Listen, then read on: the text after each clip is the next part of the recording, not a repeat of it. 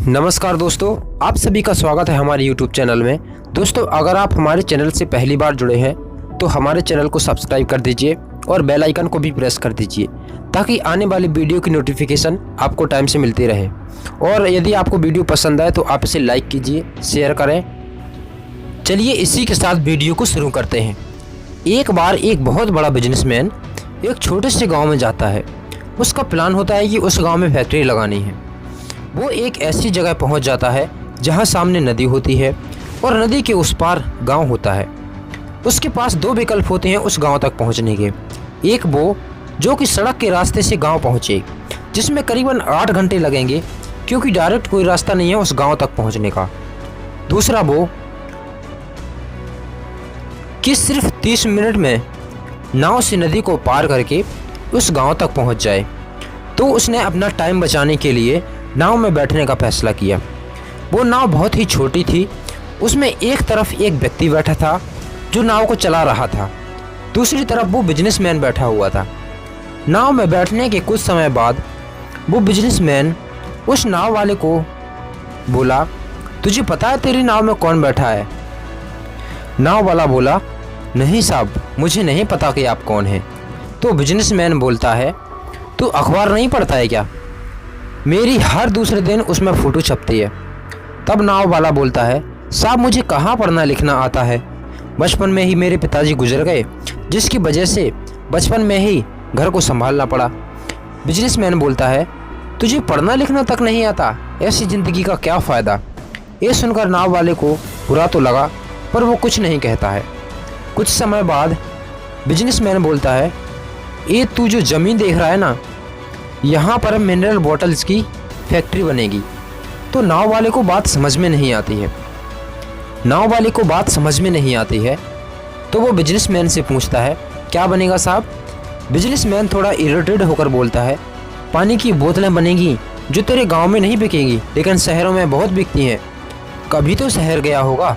नाव वाला बोलता है, साहब मुझे कहाँ पता है, मैं कभी शहर ही नहीं गया।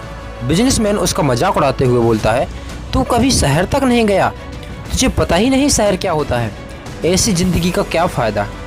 बिजनेसमैन की बात सुनकर नाव वाले को सचमुच ये लगने लगा कि ऐसी ज़िंदगी का क्या फ़ायदा। इतने में उस नाव वाले का ध्यान नाव से हटता है और जिसकी वजह से नाव एक पत्थर से टकरा जाती है, जिसकी वजह से नाव में पानी भरने लगता है। नाव वाले को ये समझ में आ जाता है कि अब नाव को बचाना नामुमकिन है। वो जैसे ही नदी में छलांग लगाने ही वाला होता है कि उसका ध्यान उस बिजनेसमैन की तरफ जाता है। तो वो उनसे पूछता है कि साहब आपको तैरना तो आता है ना? तो बिजनेसमैन घबराकर बोलता है कि ऐसा क्यों पूछ रहे हो, मुझे तैरना नहीं आता। तो वो नाव वाला मुस्कुराते हुए बोलता है, क्या साहब आपको तैरना भी नहीं आता, ऐसी ज़िंदगी का क्या फ़ायदा? बिजनेसमैन को बात समझ में आ जाती है, उसे अपनी गलतियों का एहसास होता है।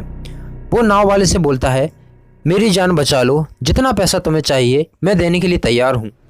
नाव वाला बोलता है, अरे साहब आप चिंता मत करो, मुझे सिर्फ तैरना ही नहीं आता बल्कि डूबते हुए लोगों को बचाना भी आता है। तो वो नाव वाला ना सिर्फ अपनी जान बचाता है बल्कि उस बिजनेसमैन की भी जान बचाता है। दोस्तों, इस कहानी से हम यह सीख ले सकते हैं कि हमें ज़िंदगी में कभी किसी को छोटा या कमज़ोर नहीं समझना चाहिए, क्योंकि हमें नहीं पता कि हमें कब कहाँ किसकी ज़रूरत पड़ जाए। दोस्तों, एक बात हमेशा याद रखिए कि इस दुनिया में हर व्यक्ति का अपना अपना महत्व है। जिस तरह एक घर बनाने के लिए बहुत सारी अलग अलग प्रकार की वस्तुओं की ज़रूरत पड़ती है और उन चीज़ों की कमी सिर्फ वही चीज़ें पूरी कर सकती हैं, कोई और वस्तु नहीं। जैसे एक घर के लिए ईंटों का अलग योगदान होता है, मिट्टी का अलग योगदान होता है, रेत का अलग योगदान होता है, सीमेंट का अलग योगदान होता है, लोहे का अपना अलग योगदान होता है। इनमें किसको अधिक महत्व देना चाहिए, किसको महत्व नहीं देना चाहिए, क्या आप इसका निर्णय कर सकते हैं? यकीनन हर वस्तु का अपने अपनी जगह पर महत्व है।